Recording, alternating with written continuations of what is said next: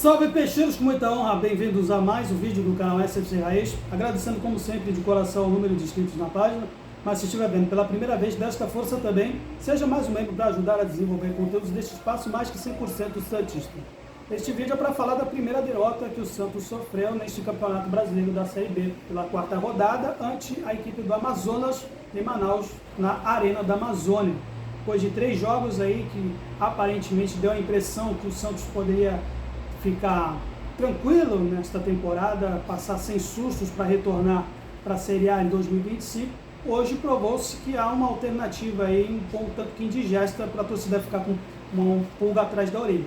Pelo que se viu dentro de campo, pela atitude do parte do elenco e também pelas opções que o Fábio Carille optou. Ele teve aí, usou do crédito que conquistou para fazer algumas experiências ou para poupar o elenco para esta temporada, como por exemplo, ele resolveu colocar o Alex Nascimento e poupar o Gil, que é o grande referencial, talvez um dos pilares, se não o maior pilar fundamental desta temporada que o Santos almeja a sua reconstrução. Então, hoje, por exemplo, também, além desta ausência do Gil, tivemos aí algumas opções que o Carille teve fazer aí, optou por fazer no decorrer do segundo tempo. Mas no primeiro, o Santos teve a sua costumeira letargia, como vem acontecendo nos últimos 3 jogos, ainda que ganhou, mas que foi o diferencial hoje, né? Que nas etapas iniciais a equipe parece que se comporta de uma maneira um tanto que apagada, não tendo que, por exemplo, fazer frente à equipe adversária, que começa sempre com uma intensidade melhor, mais eficiente, como ocorreu no lance que culminou no resultado definitivo do jogo, no lance que o atacante do Amazonas circulou livre, leve e solto pelo meio do campo, com nossa dupla de zaga correndo para trás para fazer apenas a contenção, enquanto que o nosso meio já estava completamente vencido por ali, tanto o Jean Schmidt quanto o Pituca, livre para o caminho para ele fazer a abertura e também o fechamento do marcador. Muita gente vem já até criticando o João Paulo por esse lance, mas não dá para se criticar somente o goleiro numa situação em que temos aí um meio do campo completamente jogado para trás, com uma linha de zaga que, se fosse, por exemplo, o titular, o Gil, poderia ter pelo menos dado o bote e metido o pé ali, e o Alex não teve tempo da bola para poder fazer frente ao atacante deles, e aí o diferencial foi esses fatores por aí. Depois que se seguiu foi o time do Santos com uma dificuldade costumeira também de construir suas jogadas, e hoje não conseguiu se fazer pelas laterais o chamado corredor, que funcionou nos últimos 3 jogos, tanto pela parte do lado direito como pelo esquerdo, especialmente pelo lado esquerdo, e com a posição aí do Aivo, individualmente falando, do Gonzalo Escobar, provando que realmente se foi um bom momento de parte do Felipe Jonathan ter saído, do outro, quando tem sido bem assim no aspecto tático e técnico, com o Escobar aí tendo com a grande atribuição até o presente momento, mais a combatividade da defesa do que no auxílio para o ataque. O Sherman até conseguiu fazer a parte dele, mas não tivemos assim alguma jogada de perigo pela linha de fundo, a não ser no lance inicial, acho que da parte do Otero.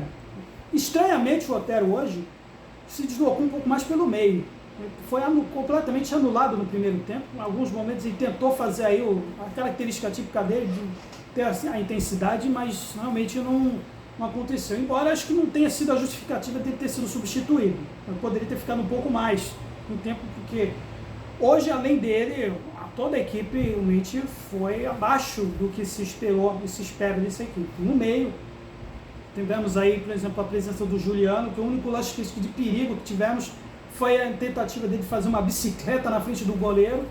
E quando o Juliano não aparece, o vídeo demonstra também que nossas possibilidades andam sempre limitadas. E o Guilherme hoje, pelo menos na etapa inicial,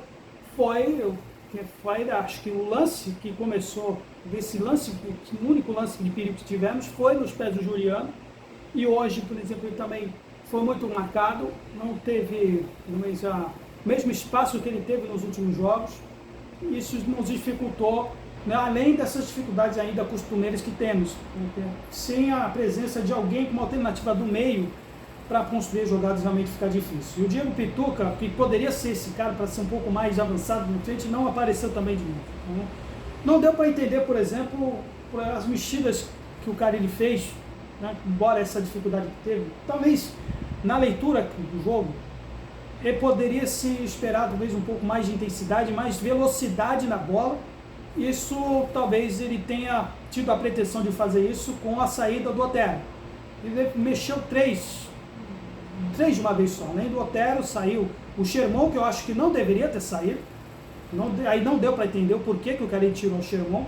E o João Schmidt, que é o cara que da construção de jogadas no início da bola, né, chamado a reposição de bola no pé, que eu acho que também está faltando isso da parte de João Schmidt. Não andou reproduzindo os momentos que ele teve no Campeonato Paulista, mas embora ainda tenha uma consistência defensiva, para entrada do Thomas Rincon, que por sua vez não é muito conhecido para fazer construção de jogadas, pelo contrário, é o cara da contenção pura e simples. Então, não deu para entender essas mexidas do Carille nessa parte. Deu para sim para perceber com a entrada do Wesley, com o Otero não estava tão bem, aí sim, todas as jogadas se concentraram justamente nos pés do Wesley. O time do Santos deu para perceber, uma equipe, uma idade avançada de 30 anos de média no meio, toda a bola era para o Wesley, um garoto que veio do sub-20. Uma equipe com sub-30, no meio do campo de sub-30, e depois com esse tal de Patrick que acabou de entrar, espera-se um pouco mais de participação de jogadores mais maduros, e não é o que se viu hoje. As jogadas que o Santos teve para a construção do empate surgiram nos pés do Wesley, sempre no mano a mano, sempre com marcação de 2 ou 3, e aí vai por mim, vale mencionar a falta de participação do Rodrigo Ferreira, o porquê o Sherman não poderia ter saído, e com o Wesley no mano a mano sempre sozinho ali, tendo que, sabe, se virar, ainda que também em alguns momentos ele possa ter falhado na decisão de passe de bola, mas na maioria das vezes, sim, ele apareceu sempre sozinho ali. Então, o Patrick, vou mencionar aqui, parece que o Santos fez um favor para o Atlético Mineiro de trazer esse rapaz, muito cedo para se afirmar isso, porém acho que não se encontrou ainda. A segunda partida que ele entrou e que teve um lance bizonho, que ele não conseguiu matar uma bola recebida pelo próprio Wesley, já ele deslocado pro lado que ele costuma jogar, né? E isso vale mencionar isso também. Cara, ele colocou de início o Patrick, né, no lado direito, ou para fazer a linha com o Morelos, que eu vou falar mais de tarde a respeito do Morelos, e quando o Wesley entrou, aí sim o Patrick foi deslocado para o meio, para desempenhar talvez uma função que costuma ser do Juliano. Totalmente anulado o Patrick, totalmente nulo hoje. Então, que já estava ruim, ficou pior, com uma equipe se concentrando agora nas jogadas de abafa, nas jogadas de chuveirinho na área. Para conclusão, aí eu vou falar desse tal de Morelos, que embora a bola não tenha chegado nele, né, com essas dificuldades que o Santos tem, é nítido que o Carille está dando chances para o Morelos e talvez também por influência de forças maiores aí de seus subordinados, parte da diretoria, porque todos sabem que o Morelos tem o salário mais alto, além, né, desse gatilho salarial de um gol, de cada 10 mil reais por gol. Mas a gente tenta não criticar, mas é nítido que ele é abaixo do físico do restante do elenco. Teve um momento no contra-ataque que eu vi o Diego Pituca correndo junto com o Juliano e o quanto que o Morelos ficando pelo caminho. Não dá para se esperar isso de um centroavante, ainda mais sendo ele com o salário que ele tem, ainda que reduzido pela metade dessa política que o Santos apresenta, ainda assim com um salário maior e restante do elenco, e com esse recurso aí, né, relativo ao contrato dele, não dá, cara, não dá. Realmente, o Furk não viajou hoje, demonstrando por que, embora o Furk tenha outra característica diferente do Morelos, hoje, de titularidade, é o Júlio César Furk, ponto final. Depois entrou o William Bigode, que o Carille fez o favor de tirar um zagueiro, o Joaquim, aí já na base do desespero, para ver se poderia ter alguma coisa, achar alguma bola na área para poder buscar um empate. Não aconteceu porque é uma equipe totalmente recuada como do Amazonas, colocando todos os seus jogadores no campo de defesa, e a gente não teve esse recurso de poder, né, furar o bloqueio deles, dadas essas dificuldades no meio campo lento, justamente por a média de idade avançada, se concentrando justamente num jogador mais novo, que foi a parte do Wesley, de fazer a construção de jogadas pelas laterais, uma equipe totalmente letárgica, também a falta de decisão também, né? O tempo de bola, vários lances ali que mataram completamente o tempo de reação do time do Santos, seja pela furada do Patrick, seja pela falha de passes de bola longa, seja pela perda sozinha de posse de bola, parte do Gustavo Escobar, que conseguiu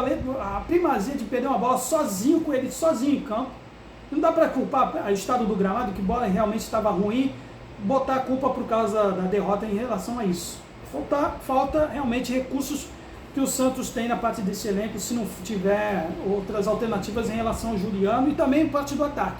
Acho que o Furque é o titular desse time. E o Carille, dessa derrota, tem gordura para queimar ainda. Não dá, vou ficar aqui criticando as decisões que ele teve, que ele tem que fazer o elenco rodar numa temporada que, por exemplo, agora não vamos ter esse intervalo que tivemos aí de uma semana e meia para treinar. Vai ter agora a partida com a Ponte Preta já no meio da semana e depois contra o Brusque. Então o tempo de descanso agora vai ser um pouco mais reduzido. Então ele tem que confiar nos seus jogadores. E os jogadores precisam ajudar. Mas para os jogadores ajudarem, aí já é uma mera suposição, espero estar errado aqui, aí já é uma opinião de torcedor, e aí vale, aí ou cabe os nossos colegas aí que são adeptos da gestão atual poderem desmentir ou justificar. Todos sabem que o problema no Santos tem fora de campo. Vários transferbandos aconteceram, um campo minado de transferbandos. Fabian Bustos, que foi resolvido, Urucueva, que aparentemente foi ouvido até pagar as parcelas, Carabal, que estamos negociando, vamos ter problema ainda com relação ao Soteldo, pode vir também alguma probleminha relativo à contratação do João Lucas, que agora está no Bahia, e por aí vai, podendo ter outros probleminhas também. Também, eu já mencionei aqui, relativo à multa rescisória do Fábio Carille com o clube japonês. Tudo isso, fora de campo, pode se refletir nele. Então, eu quero acreditar que a folha salarial está sendo paga em dia, porque pelo que se viu hoje, é uma atitude típica daqueles momentos em que pode estar faltando aí já a graninha para pagar o elenco. Então, vou torcer para que eu esteja errado e vou torcer para que me desmintam. Tá? E com a palavra, a diretoria do futebol do Santos, para poder ver o que realmente se estão recebendo, ou pelo menos a partir do mês de maio, porque hoje, pelo que a gente presenciou aqui, pela atitude do elenco em geral, é uma repetição do que, né, nos que colocou nessa situação em 2023.